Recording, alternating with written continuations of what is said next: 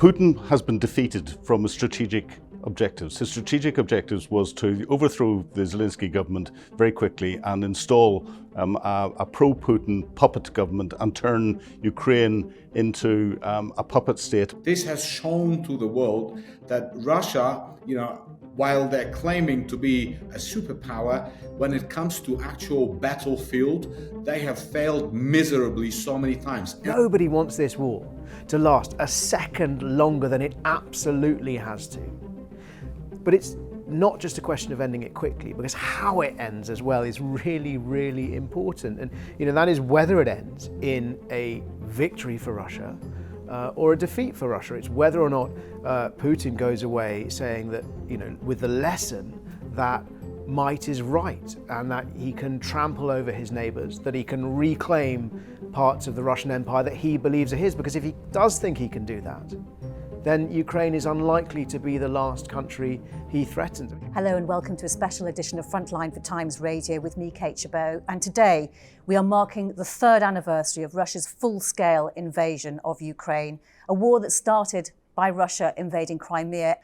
And in the days that led up to this anniversary, a political crisis has erupted over how to end the war. Well, today we're joined from Kyiv by Yuri, former advisor to the Minister of Defence of Ukraine and now advisor to the Minister of Strategic Industries, by the Sun newspaper's defence editor Jerome Starkey, a regular reporter from the Frontline, and by Colonel Philip Ingram, a former military intelligence officer with 26 years service in the British Armed Forces, some of that time as a military planner. Welcome to all of you. Thank you very much for joining us for this edition.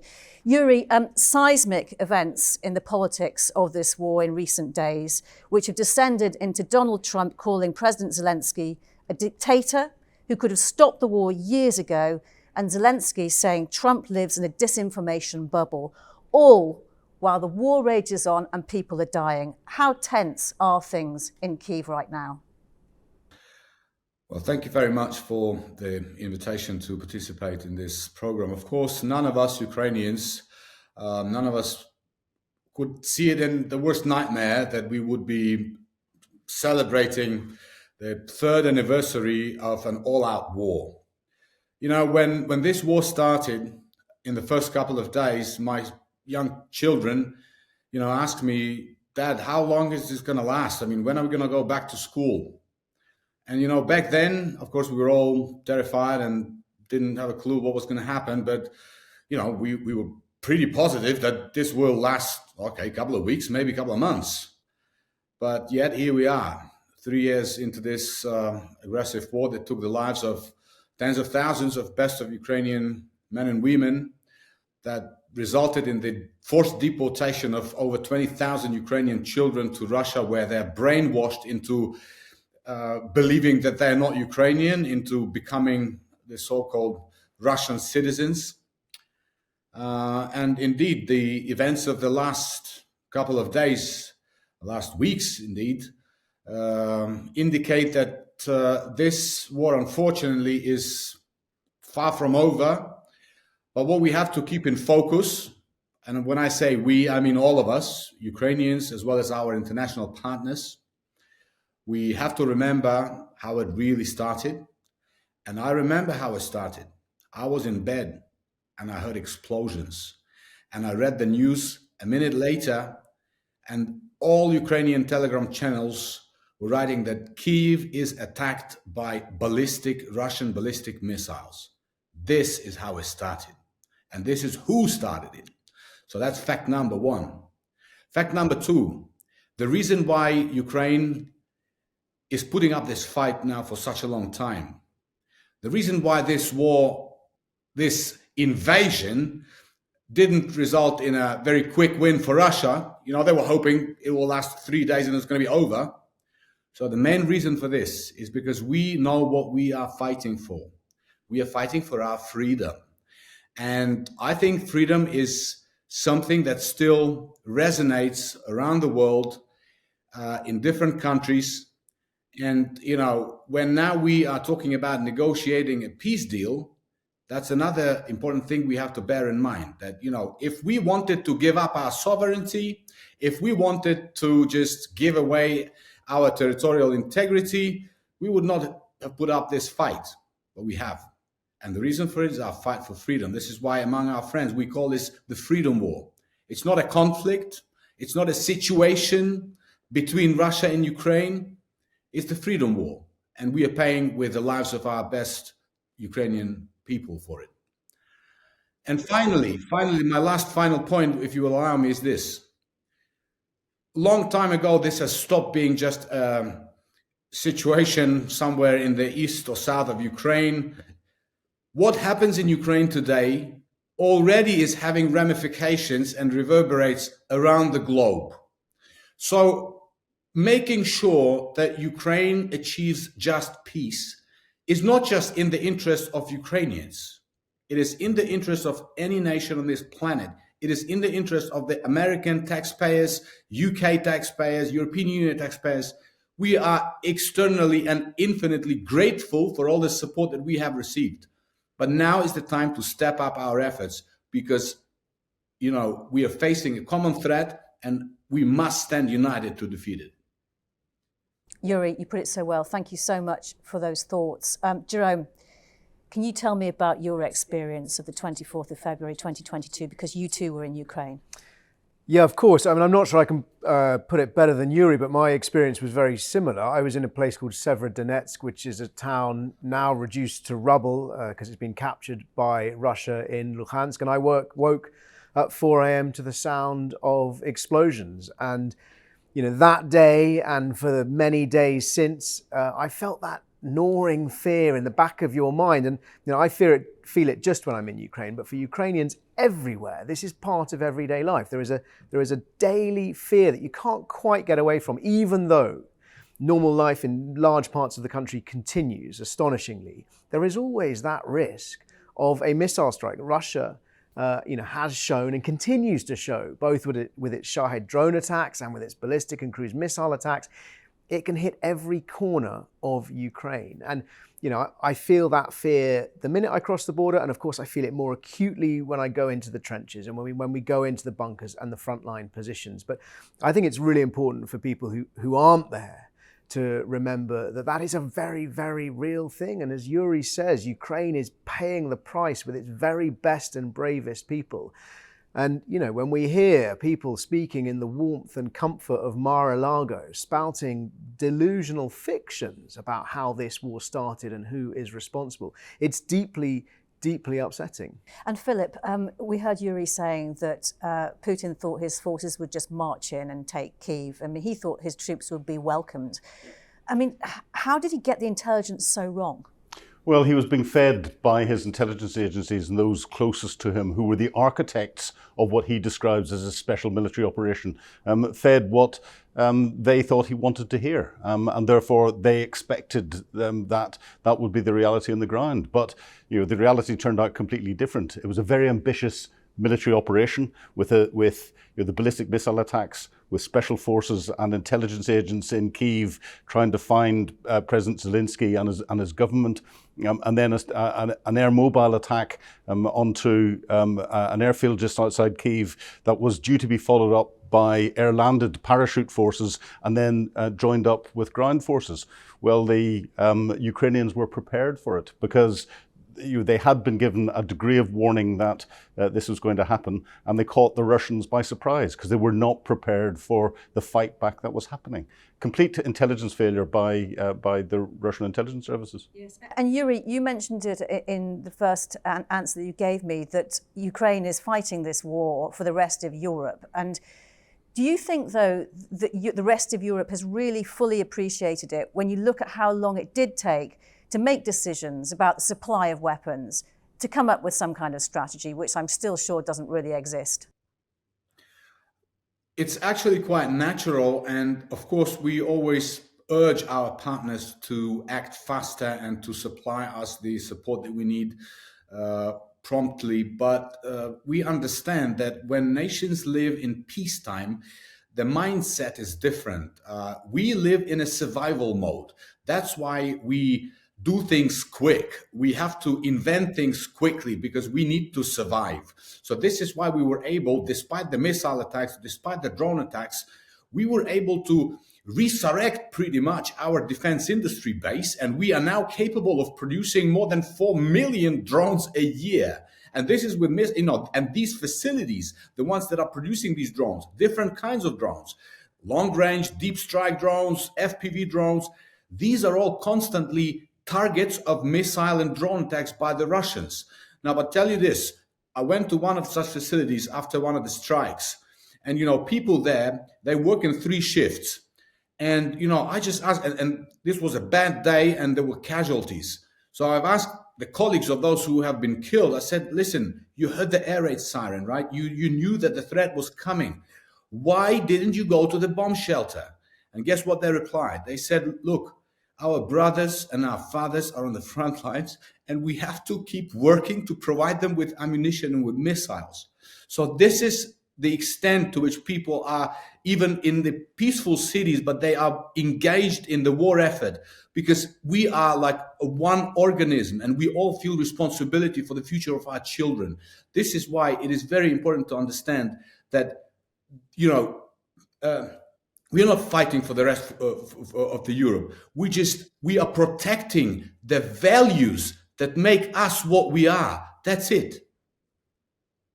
And Jerome, you're in the privileged position, I suppose, of seeing it from both sides, from seeing the raw side of war and also being able to come back to the UK, to Britain, and report on it from distance as well. You were in Kharkiv the very next day after the full-scale invasion and the first place to face this major Russian assault. What was it like? And you were there for several weeks afterwards, weren't you, reporting? Can you tell me a bit about it? Yeah, that's right. It was extraordinary. I mean, the first few days of the conflict were by far the most terrifying for me because we didn't know what was going to happen. There was a widely held belief by some people in Ukraine and by a lot of people outside Ukraine that this war would be over in a matter of days. Certainly that's what Russia thought, that they'd capture Kyiv, topple the government, and they'd be having the victory parades within the first week.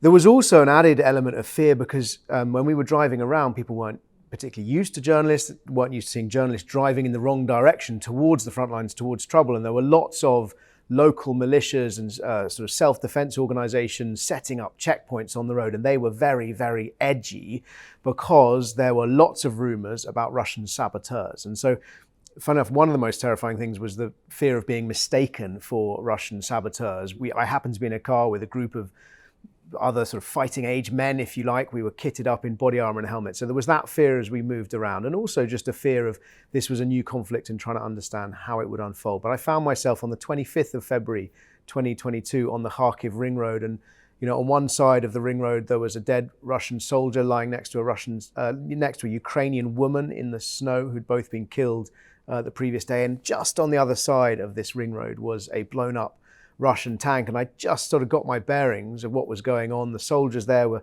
pretty edgy. They were starting to dig in shell scrapes on the lee of this ring road, and then suddenly the shelling started, and we found ourselves diving for cover. I was at the wrong end of a Russian artillery barrage, and that's become an increasingly familiar experience. But for that first time, I mean, it's always scary, but it was particularly terrifying that first time. And Philip, on the third anniversary of this part of the war, so many moments that are etched into our minds when we think about it, the events that have happened, horrific events on the battlefield, the siege of Mariupol, the liberation of Kherson, the Battle of Bakhmut, the relentless bombardment of Zaporizhzhia, just a few. I mean, what are the moments that you would, and how has the tempo of the war changed, you think, as we go into the fourth year? The tempo of the war in the first couple of years changed dramatically. Putin has been defeated from his strategic objectives. His strategic objectives was to overthrow the Zelensky government very quickly and install a pro-Putin puppet government and turn Ukraine into a puppet state, a bit like Belarus, and then to destroy Ukraine completely with it from its identity, absorb it back into Russia. So Putin's been pushed to his secondary objective, which is trying to hold in the east. And the battles that have been going on in the east have been extremely bloody. They've been pushing hard to try and capture Bakhmut, and we had the battle for Bakhmut that went on for such a long period of time, and that was where the Wagner group, the private military company, took lead on it, and then they were pulled out of that, and there was this so-called mutiny that happened with Prigozhin, the leader of the Wagner group, whenever he got withdrawn from there.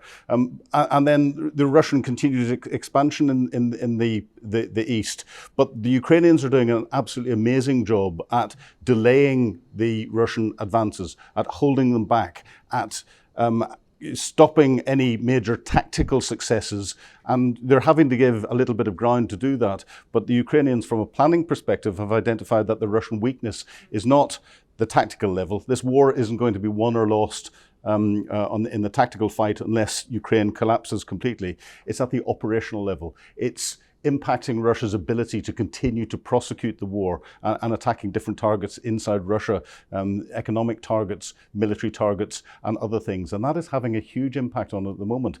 And that's what's hurting Putin really quite badly.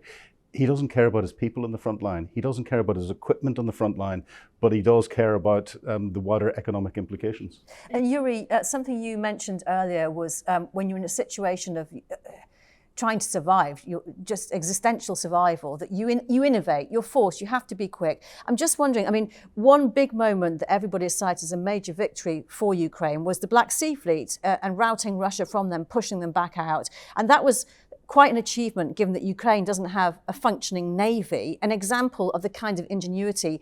I mean, what are the moments that you would cite are the big developments, the big moments where Ukraine has really shown what it can do?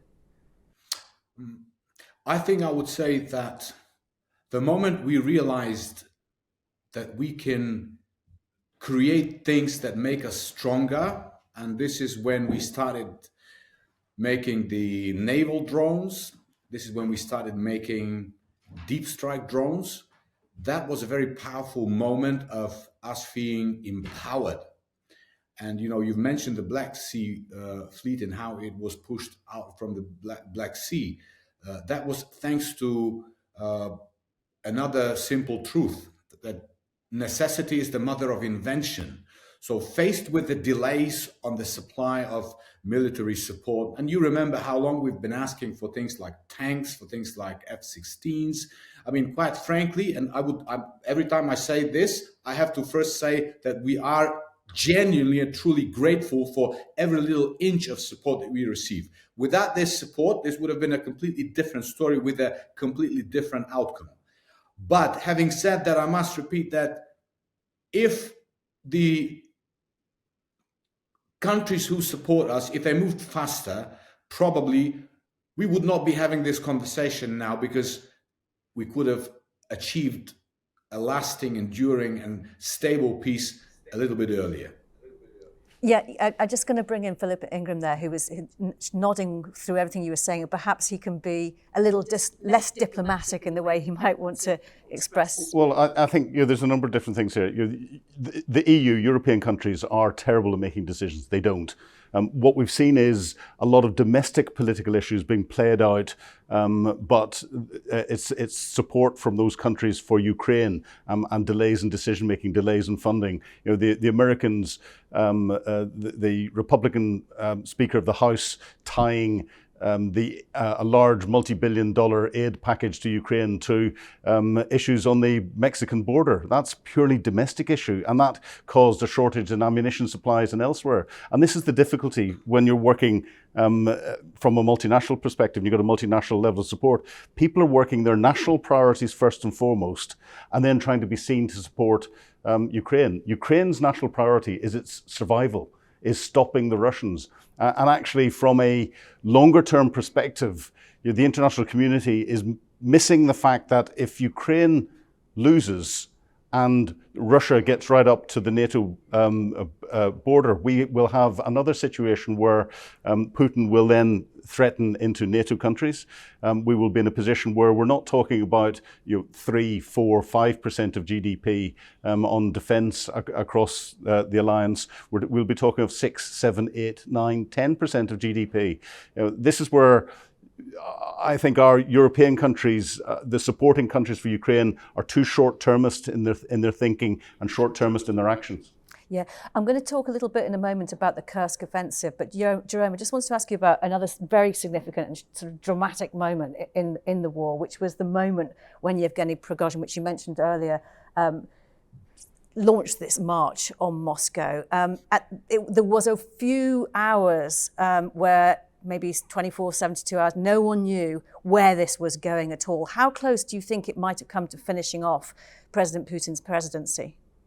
Fundamentally, it didn't come that close to finishing off Putin because Prigozhin didn't make it to Moscow. But it did show us that there was dissent. There was this sort of simmering fury, which Prigozhin voiced incredibly very eloquently and sort of with his foul-mouthed tirades, which he shared on social media.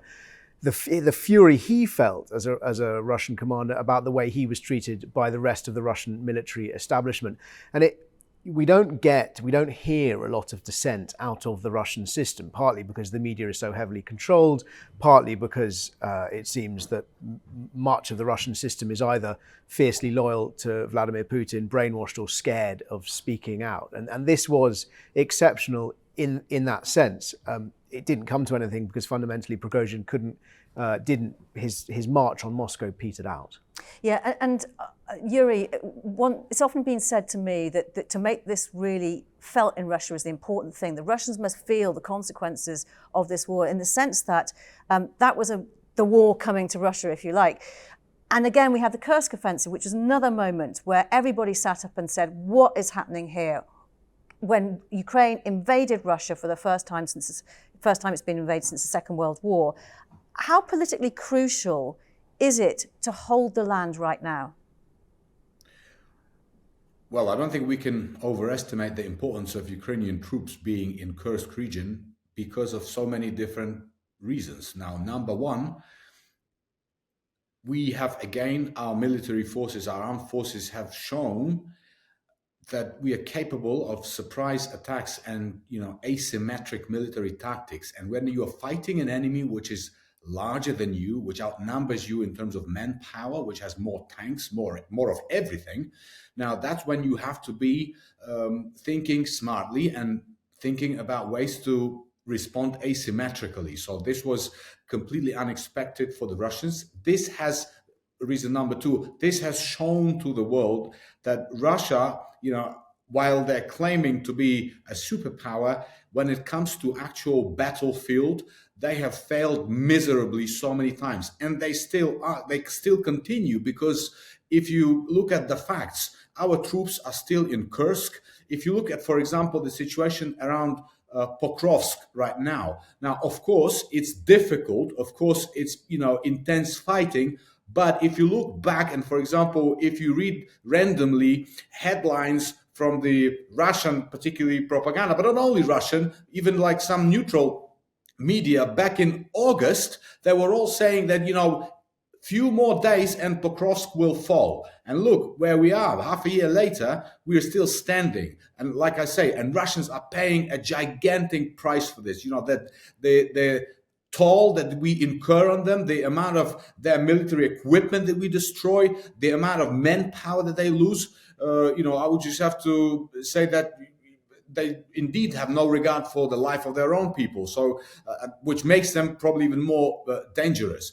But back to the original question, now with the negotiating process set in motion, and these are early days and we hear different statements. Some of them are, unexpected, put it mildly, but the fact that we are in Kursk, of course, this is part of our bargaining power. It's a leverage that we have, and we'll have to be smart about using it. Yeah. Jerome, you went to Kursk as well, didn't you? I mean, you've been sanctioned and banned from Russia, and you were put on Russia's most wanted list yesterday for crossing the border into Russia. What did you learn from going there? Well, I'd say two things. I mean, first, I think it's really important to point out that for me, Kursk, from a Ukrainian point of view, achieved two really important things, and Yuri's touched on this. The first one, and I think the most important thing, is it shattered the myth, and it's this slowly calcifying myth. It shattered the myth of Russian invincibility.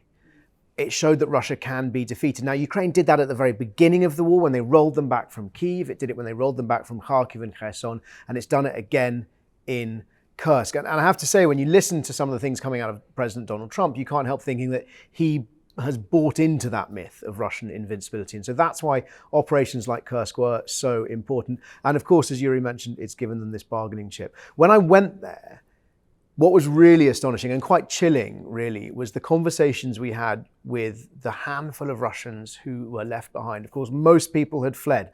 Soldiers, security forces, all the civilians who could had fled. The people left behind were the frail, the weak, the poor, who didn't have the transport or the means to get to the buses to leave. And the question I asked them was what did you think about the war? You've been living on Ukraine's doorstep for months, for years. This war has been raging just a few miles away. What did you think about it? And I got the same answer. We didn't.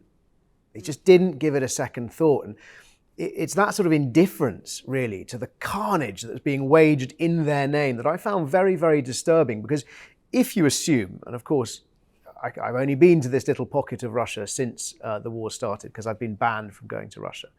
But if you assume that this was typical of the rest of Russia, and if you assume perhaps that Russians are, by and large, indifferent to this war, then perhaps it gives you a sense of why Vladimir Putin isn't facing the sort of risk of insurgency or insurrection or popular unrest that many in the West imagined that he surely must, given that he's prosecuting such a slaughter. But Philip, I mean, Ukraine has taken the war to Russia already with the deep strikes, the assassinations. Has that had much effect? I mean, it is practically having an effect, isn't it, on their war effort? It's having a huge effect, and this is all down to General Budanov, the head of the HUR, the Ukrainian military intelligence. And what he did at the very beginning of the war was got the old British Special Operations Executive type manuals out and worked out how to apply that for the asymmetric side of warfare, and it's taking that fight into the operational level. So taking the fight to targeting Russian infrastructure, their economy, by destroying the oil storage depots, which means the Russian oil fields can't pump as much oil. They destroy the refineries, which means that the storage depots are full of oil and they can't get it out elsewhere. They are attacking Russian defense manufacturing capabilities. They mysteriously catch fire, assassinating generals in Moscow, long-range drone attacks, and that is slowly weakening Russia's ability to continue to support the tactical battles that are going on. And we've seen the impact where the Russians very early on were overmatching Ukrainian artillery by a factor of 10 to 1 in many cases. It's now down to parity.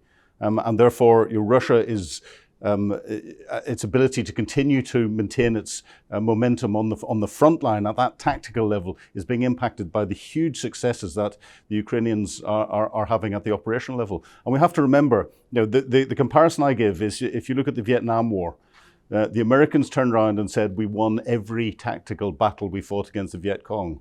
The senior Viet Cong commander at the time went, so? Jerome, I said earlier that you met Zelensky and you were the first Fleet Street journalist to do so, where he told you about assassination attempts on him. How did he tell you about it, and what was he like when you met him?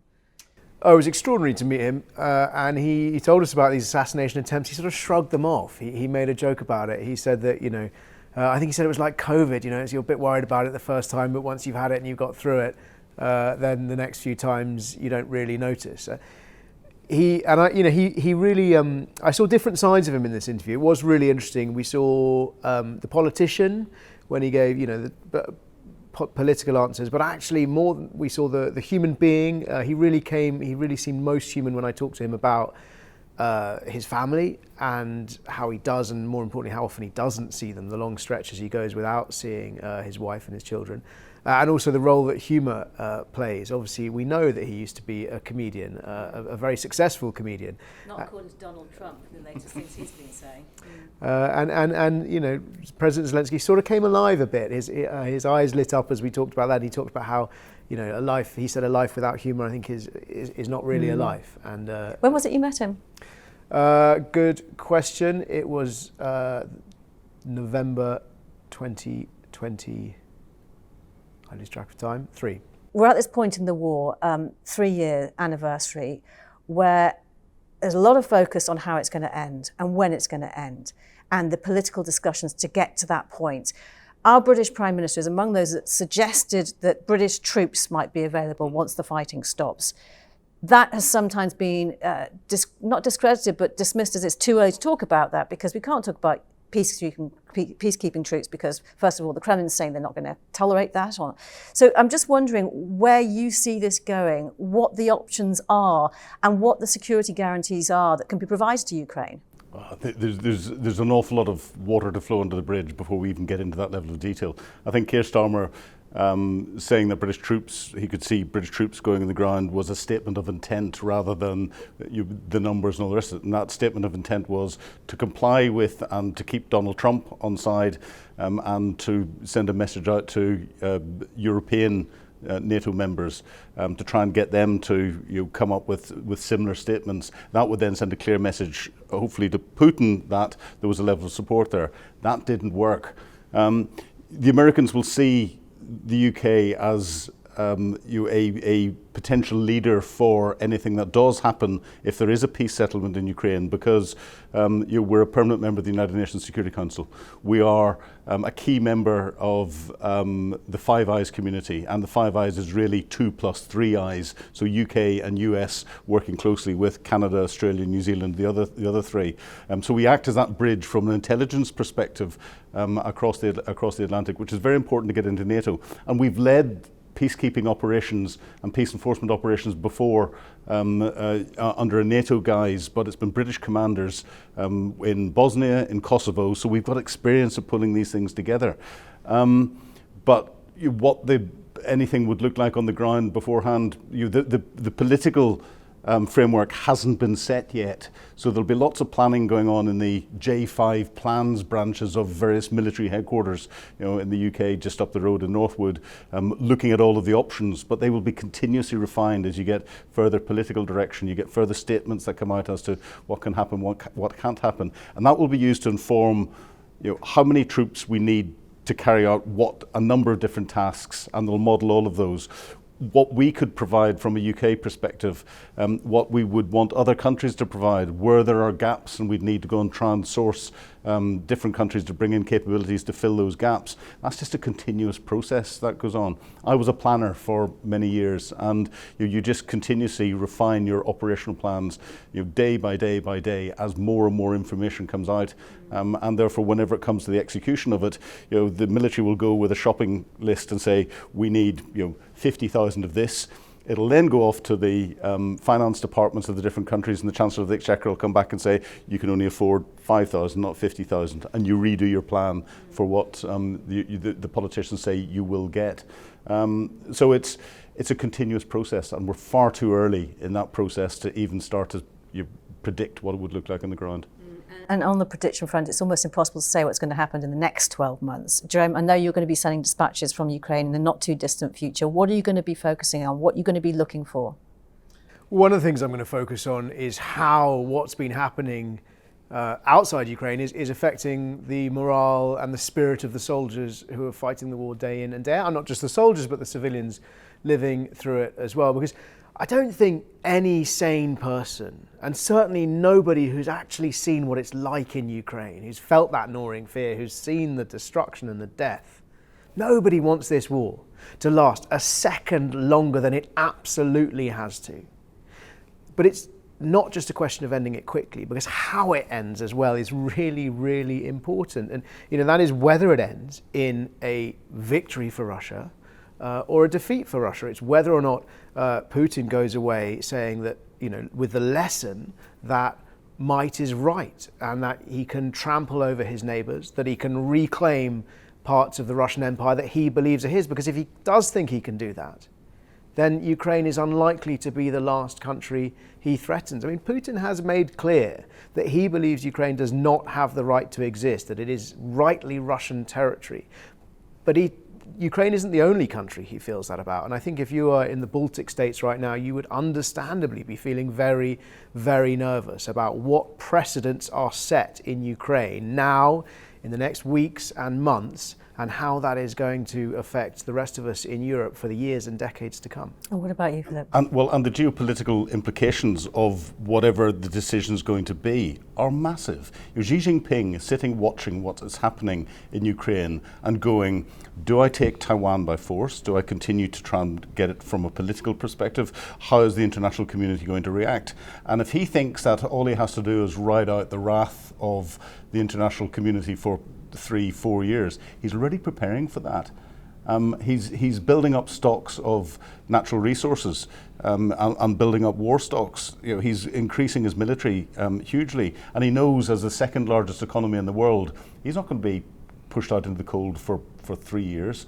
He's going to get back in very quickly indeed. So, you know, there's a real danger that if we get the peace deal wrong in Ukraine, that what we'll see is an immediate Southeast Asian pivot that will make the economic shock that we felt when Russia went in to Ukraine 3 years ago and hit all of us in the pockets, that'll seem very, very small indeed compared to what would happen if Xi Jinping then decided to take Taiwan by force. Yuri, let's just talk about the effect of Donald Trump. In his first few weeks as president, he's reached out to President Putin first, held talks without Ukraine and Saudi Arabia, effectively blamed Ukraine for starting the war and spouting Kremlin lines about lack of elections. I'm sure you would agree with what your president has said about him living in the disinformation space created by Russia. I'm just wondering right now, how important is it? I mean, Donald Trump also said, quoted incorrect percentages of public support for President Zelensky. How important is it that he is seen to be the president who's supported by the people to lead his country and make the decisions about his country going forward? We are a democracy, and at the moment, we are a democracy at war. We have elected our president in a fair and honest election.